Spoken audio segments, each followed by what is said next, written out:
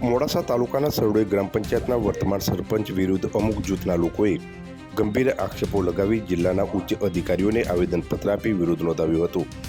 વિરોધ બાદ હવે સત્ય સાથે તથ્યો બહાર આવી રહ્યા હોવાના આક્ષેપ સાથે વર્તમાન સરપંચના પતિ જયદ્રથસિંહ પુવારે વિરોધીઓને સ્વચ્છ બની આક્ષેપો કરવા ખુલ્લો પડકાર ફેંક્યો હોવાના નિવેદનનો વાયરલ વિડીયો સામે આવ્યો હતો।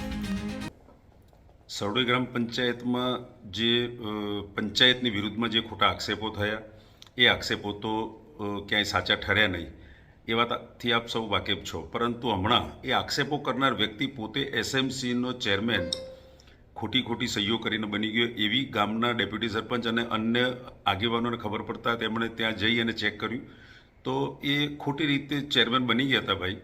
અને એ ખબર પડતા સંસ્થાના જે કરતા હરતા હતા એમણે પણ એમનું રાજીનામું લઈ લીધું છે।